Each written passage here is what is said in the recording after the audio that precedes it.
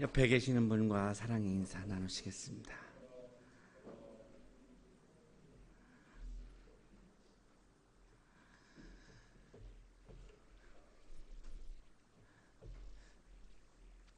도스토옙스키의 까라마조프카의 형제들 제 2부 5편 5절에 나오는 대신문관 편에 나오는 장면입니다. 형인 이반이 동생 알료사에게 자기가 쓴 서사시를 소개해 줍니다. 그 서사시의 배경은 스페인의 세비야라고 하는 그런 마을이었고, 그 세비야라고 하는 마을에 부활하신 예수께서 찾아오십니다. 그때 이제 그 지역을 담당하고 있던 추기경이 이제 신문관이라고 하는 대신문관이라고 하는 그런 90세 난 추기경입니다. 예수님이 오시니까 사람들이 다 예수님을 알아본 겁니다. 물론 이 추기경 신문관도 물론 예수님을 알아보았고, 많은 사람들이 그 예수님에게 이렇게 집중하고 하는 그런 모습을 보다가 체포하라고 명령을 합니다. 예수에게 사람들이 집중되면 사람들이 교회로 오던 사람들이 예수에게로 가니까 교회가 걱정스러운 거죠. 그리고 이제 아치형 감옥에다가 이제 가둡니다. 그리고 찾아가서 이제 신문을 시작합니다. 그 작품에 나오는 신문하는 장면을 그대로 인용을 하겠습니다. 내가 그자냐? 정말로 그자인 것이냐? 하지만 대답을 들으려고도 하지 않고 재빨리 덧붙이지. 대답하지 마. 입 다물고 있어. 그래, 내가 무슨 말을 할 수 있단 말이냐? 나는 내가 무슨 말을 할지 너무도 잘 알고 있다. 도대체 무엇하러 우리를 방해하러 온 거냐? 내가 우리를 방해하러 왔다는 건 너 자신이 알고 있을 거다. 나는 내가 누구인지도 모르고 알고 싶지도 않다. 내가 정말 그자이든 아니면 그저 그자의 닮은 자이든 여하튼 나는 내일 너를 단죄하여 가장 극악한 이단자로서 화형에 처할 것이며, 바로 어저께 이 추기경은 100명의 사람들을 화형에 처했던 그런 사람이고, 이제 예수에게 당신도 처형을 시키겠다라고 이야기를 하죠. 왜 이 추기경은 예수를 거부하고 있을까요? 예수를 거부하는 이유를 이렇게 이야기합니다. 계속해서 인용하겠습니다. 이 나약한 반역자들의 양심을 영원토록 정복하고 사로잡을 수 있는 힘, 그들의 행복을 위한 지상의 유일한 힘이 있으니 이 힘이란 기적, 신비, 그리고 권위이다.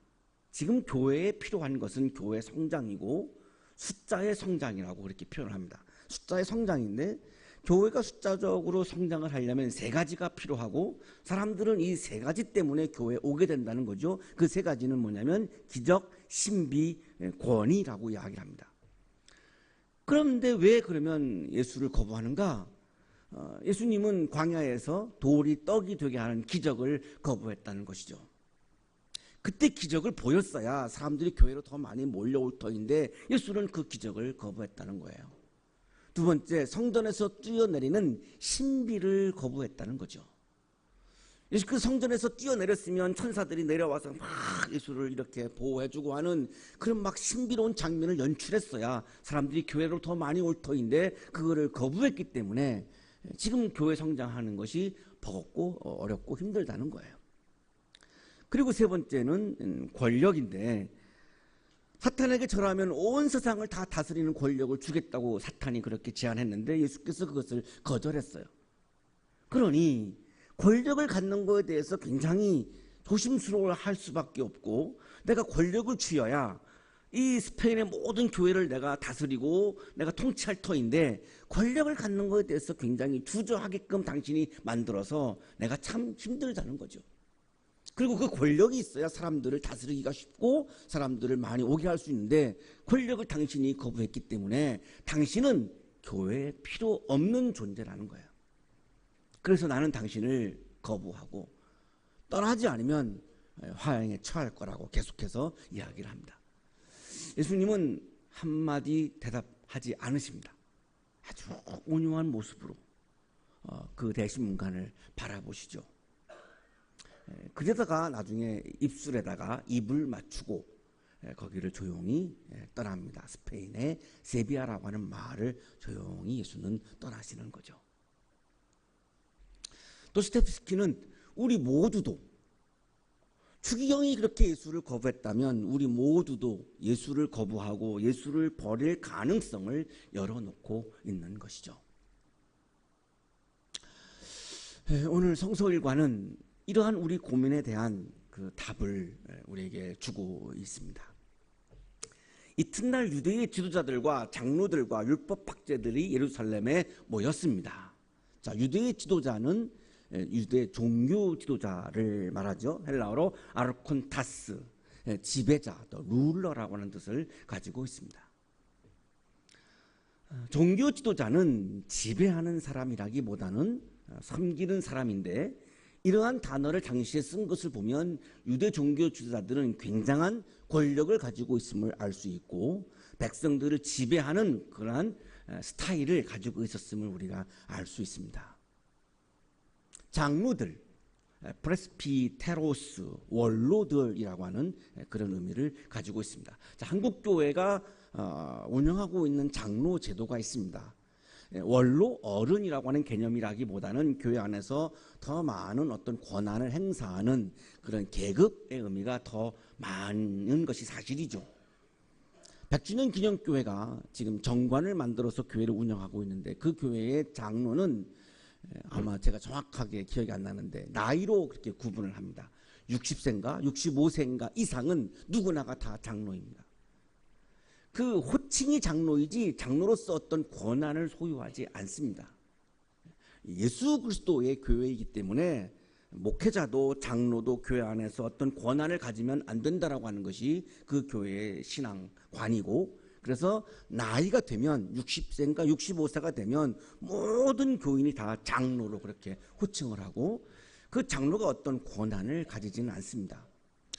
제가 보기에는 그 교회 장로가 굉장히 이 사도행전에 나오는 성서적인 것에 더 가깝다고 그렇게 보여지는데요.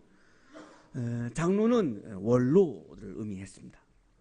율법학자들은 그람마테이스, 성서 해석가를 말하는데 성서 해석을 아무나 하는 것이 아니라 어떤 라이선스를 가지고 있는 사람들이 성서 해석을 한 거였고요. 자, 이들이 이렇게 당시에 유대교를 주도해 가는 그런 사람들이었고 그 사람들이 지금 예루살렘 성전에 모인 거죠. 자, 더 이제 구체적으로 설명을 합니다. 그 중에 대제사장 안나스, 이 안나스는 오랫동안 대제사장을 했고 지금 사실 임기가 끝났습니다. 임기가 끝났고 현재 대제사장은 가야바입니다. 이 가야바는 안나스의 사위죠.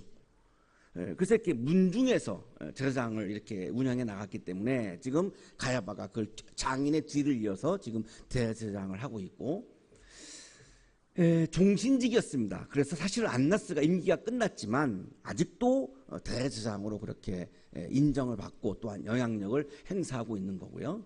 요한과 알렉산더는 이제 제사장 가문에 속해 있는 그런 사람들입니다. 그래서 이 대제사장 가문에 속한 모든 사람이 다 참석을 했습니다. 자, 이거를 이제 한 단어로 옮기면 사내들인 공회원이라고 하는 거죠.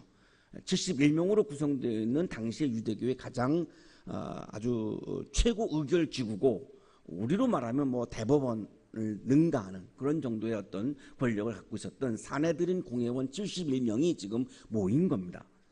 다 모였다라고 하는 것은 지금 중대한 사안이 있는 거예요. 그 중대한 사안이 무엇인지가 7절에 나옵니다. 그들은 사도들을 가운데에 세워놓고, 이 사도들은 두 사람입니다. 베드로와 요한이죠. 두 사람을 세워놓고 이제 신문을 합니다. 사실은 이제 감옥에 넣었다가 지금 신문을 하는 건데, 그들은 대체 무슨 권세와 누구의 이름으로 이런 일을 하였소? 여기서 말하는 이런 일은 베드로와 요한이 유명한 사건이죠. 성전 미문 앞에 앉아 있는 날 때부터 이렇게 일어나지 못했던 그 한 사람을 이렇게 일어나게 하죠. 내가 예수의 이름으로 명하노니 일어나 걸어라. 이래서 이렇게 일어나게 하죠. 그러니까 그 사람이 성전으로 들어가서 하나님을 찬양하는 성전 공동체원이 됩니다. 그래서 치유를 했습니다. 그리고 이제 솔로몬, 성전 안에 있는 솔로몬 행각에서 예수 그리스도의 죽음과 부활에 대해서 설교를 했습니다. 이 두 가지를 지금 얘기하는 겁니다. 당신이 무슨 권력과 누구의 이름으로, 자, 병자를 고치는 것은 의사라고 하는 라이센스가 있어야 되고, 설교를 하려면 랍비라고 하는 라이센스가 있어야 되는데, 누구로부터 당신은 그러한 병자를 치유하고 설교를 하는 그런 고난을 누구로부터 받은 거냐? 우리는 당신에게 그것을 준 적이 없다. 병자를 고치는 것도 설교를 하는 것도 결국은 사내들인 공회에서 허락을 해줘야 하는 건데, 우리는 허락한 적이 없는데 네가 무슨 권한으로, 누구의 이름으로 이것을 지금 하고 있는 거냐? 사내들인 공회원은 이것을 허락한 적이 없다. 증명서를 요구하는 그런 분위기죠. 그것도 없는데 어떻게 너가 이렇게 할 수 있느냐? 이래서 지금 감옥에 넣은 거고, 그리고 지금 그것을 신문하고 있는 거예요. 자, 지금 71명이 두 사람을 딱 놓고 이렇게 에워싸고서 지금 신문을 하는, 정말 숨막히는 그런 상황이죠. 그리고 이 베드로와 요한은 갈릴리의 어부예요. 율법을 공부한 적도 없고 무식합니다. 그러니까 정말 이 지도자인 이 71명이 이렇게 둘이서 모아놓고 이렇게 에워싸고서 묻는데, 이거 대답한다는 게 정말 쉬운 일이 아니에요. 지식적으로도 그렇고 이 마음으로도 그렇고 굉장히 위축될 수밖에 없고, 그리고 이 질문에 대해서 이 공적에 대해서 딱히 할 말이 그렇게 사실 없습니다. 라이센스가 없는 건 분명한 사실이고. 자, 그때 베드로가 성령이 충만해서 말합니다. 베드로 자신은 말할 게 없어요. 그리고 말할 줄도 몰라요. 그런데 성령이 충만했습니다. 다시 말하면 성령이 시키는 대로 말하는 거죠. 성령이 충만하니까 말할 수 있었던 거예요. 그 첫 마디가 이런 거예요. 백성의 지도자들과 장로 여러분. 존경하는 지도자, 장로 여러분이라고 말하지 않고 성령께서는 뭐라고 말씀하셨냐면, 백성의 지도자들과 장로 여러분, 사내들인 공회원이라고 하는 지도자인 당신들은 백성의 지도자이지, 백성 위에서 군림하고 백성을 지배하는 지도자가 아닙니다. 백성을 위해서 백성을 섬기는 백성의 지도자들입니다. 이렇게 호칭을 통해서 성령께서는 지금 이 71명에게 이렇게 메시지를 지금 던지고 있는 거죠. 진정한 지도자는 백성의 지도자이지 백성 위에 군림하는 지도자가 아닙니다. 장로는 백성의 지도자이지 백성 위에서 군림하는 장로는 진정한 장로가 아닙니다. 성령께서 이렇게 말씀하시는 거예요. 우리가 오늘 신문을 받는 것이 병자에게 행한 착한 일과 또 그가 누구의 힘으로 낫게 되었느냐 하는 문제 때문이라면, 자, 성령께서 강조하시는 것은 지금 이 재판은, 이 신문은 무엇 때문에 하고 있습니까? 날 때부터 일어날 수가 없어가지고 평생 성전에 한번 들어가지 못한 사람을 일으켜 세워줬는데, 이 착한 일 때문에 지금 재판을 하고 있지 않습니까? 재판의 이슈를 지금 분명히 성령께서 말씀하시는 거죠. 지금 너희들이 무엇 때문에 재판하고 있느냐? 한 사람을 일으켜 세운 것 때문에, 그렇게 착한 일을 한 것 때문에, 치유한 것 때문에 지금 재판을 하고 있지 않느냐? 그 재판의 부당함을 성령께서는 지금 이렇게 분명하게 지금 말씀하시는 거죠. 이게 어떻게 재판할 일이냐? 좋은 일인데, 착한 일인데, 아니 모두가 기뻐할 일이고 축하할 일인데 너희들은 지금 이걸 왜 재판하고 있느냐? 여러분 모두와 모든 이스라엘 백성은 이것을 알아야 합니다. 이 사람이 성한 몸으로 여러분 앞에 서게 된 것은 여러분이 십자가에 못 박아 죽였으나, 유대 종교 지도자들 당신들은 어떤 일을 했습니까? 예수를 죽이지 않았습니까? 그러니 당신들은 죄인이죠. 성령께서 지금 이것을 확인하는 거죠. 예수를 죽인 당신들은 지금 죄인이 아닙니까? 당신들이 지금 신문을 받아야 되는 것이지 베드로와 요한이 왜 신문을 받고 있는 겁니까? 라고 하는 것이 성령께서 하시는 말씀이죠. 하나님이 죽은 사람들 가운데서 살리신, 그런데 너희들이 예수를 죽였지만 하나님은 너희들이 죽인 예수를 다시 3일 만에 다시 살리셔서 부활하게 하셨다는 것입니다. 이것이 하나님이 하신 일이라는 겁니다. 너희들이 죽였으나 하나님께서 다시 살리신, 부활하신 그 예수 그리스도의 이름을 힘입어서 나는 병자를 고쳤고, 그리고 설교를 하고 있고, 그분의 이름을 힘입어서 나는 보잘것없는 초라한 어부였던 내가 71명이라는 어마어마한 권력을 갖고 있는 사람들이 모여있는 이곳에 지금 나는 이렇게 당당하게 서서 말하고 있는 것입니다. 왜 예수 그리스도의 그런 이름만이 그렇게 중요함을 강조할 수 있을까요? 예수 그리스도만이 부활했기 때문이라는 거죠. 그게 10절에 나오는 말씀이에요. 자, 그렇다면 사내들인 공회원의 이름으로는 생명을 구원할 수 없음을 분명히 하고 있는 거죠. 유대교라고 하는 종교의 이름으로는 생명을 구원할 수 없다는 것이죠.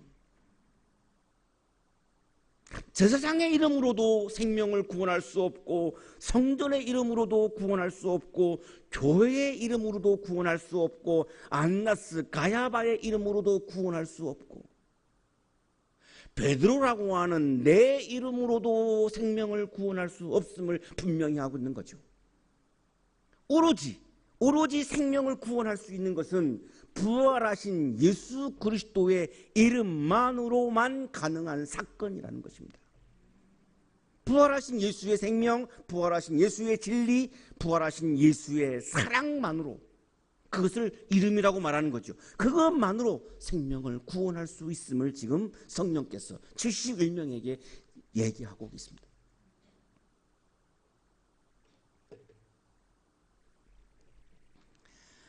이 예수는 너희들 집 짓는 사람들에게는 버림받은 돌이지만 집 모퉁이의 머릿돌이 되신 분입니다. 시편 118편 22절을 베드로는 지금 인용하고 있습니다.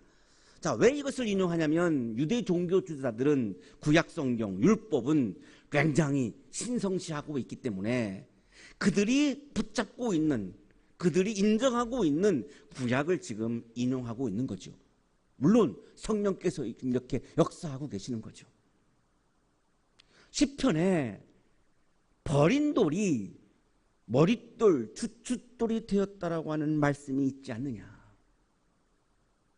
생각해 보아라. 사울은 골리앗을 무찌르고 아시리아를 물리친 다윗을 버렸습니다. 죽이려고 했습니다.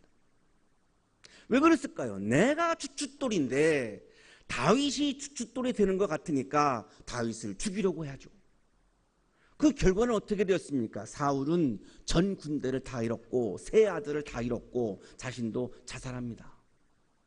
그런데 사울이 버린 돌 다윗은 주춧돌이 되어서 이스라엘의 왕이 되고 예수 그리스도의 조상이 됩니다. 마태복음 1장에 나오는 예수님의 족보는 다윗을 기준으로 세대로, 세 제너레이션으로 나누죠. 1대 왕 사울은 거기에 들어가지도 못합니다. 버림받은 다윗이 결국은 이스라엘의 주춧돌이 되었다라고 하는 것을 지금 이야기하는 거죠. 왜 이야기를 할까요? 너희들이 버린 예수, 너희들은 예수를 버리고 예수를 거부하고 예수를 죽이지 않았느냐. 너희들이 버린 그 예수가 부활하셔서 지금 이스라엘의 주춧돌이 되고 계시고 인류의 주춧돌이 되고 계시고 모든 인류를 구원할 수 있는, 그분의 이름만이 모든 인류를 구원할 수 있는 주춧돌이 되어가고 있다라고 하는 것을 성령께서 지금 선포하고 계시는 거죠. 세상에서 아무리 사람들이 예수를 버린다 할지라도, 예수를 거부한다 할지라도 그분은, 그분의 이름만이, 부활하신 분이기에 예수만이 우리를 구원할 수 있는 분인 거죠. 구원은 소테리아라고 하는 헬라어인데요, 육신의 치유와 그리고 죄로부터의 구원을 다 포함하고 있습니다. 전인적인 구원, 총체적인 구원을 말하는 거죠. 하나님 나라가 내 안에 임하는 그 기쁨을 내가 누리는 상태가 바로 구원받은 상태인 거죠. 그것은 예수 이름으로만 가능한 것이지 교회 이름으로도 불가능하고 내 이름으로도 가능하지 않다는 것입니다. 한국교회가 약해지고 있는 이유는 이 예수 이름보다 교회 이름을 더 높이고 있기 때문에 그런 거죠. 그래서 구원할 힘을 자꾸 교회가 잃어버리고 있는 것이죠. 한국교회가 약해지고 있는 것은 이 예수의 이름보다 사람들의 이름을 더 높이고 있기 때문에 구원받아야 하는 사람의 이름이 높아지니 구원할 능력을 자꾸만 교회는 잃어가고 있는 것이죠. 한국교회가 회복하는 길을 우리에게 분명히 제시하고 있죠. 우리가 그동안 버렸던 예수 그리스도, 그분은 우리의 춧돌이 되셔서 우리의 머릿돌이 되셔서 분명히 우리를 구원하신다는 것입니다. 여기에 우리의 희망이 있는 것이죠.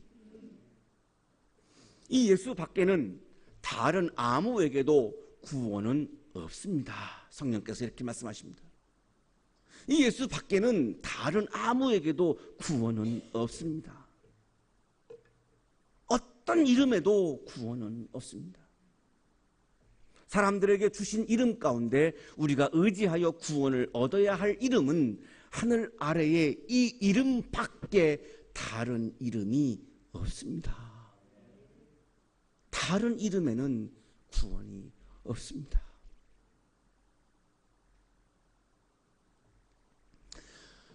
사울은 자신이 주춧돌이라고 착각을 해서 다윗을 버렸고 유대 종교 지도자들은 자기가 주춧돌이라고 생각해서 예수를 버렸습니다. 내가 주춧돌이라고 생각하는 그 순간 나는 예수를 버리게 된다는 거죠. 다른 이름이 중요해지는 순간 우리는 예수라는 이름을 버리게 된다는 거죠. 권력이라고 하는 이름, 자본이라는 이름, 우리 삶의 주춧돌이 될 수 없습니다. 성수대교도 삼풍백화점도 세월호도 우리의 주춧돌이 되어주지 못했습니다. 이 땅에 있는 어떠한 제도와 법도 주춧돌이 될 수 없습니다. 내 인생의 유일한 주춧돌, 내 인생의 유일한 머릿돌은 예수 그리스도, 그 이름 외에는 아무것도 없습니다. 기도드리겠습니다.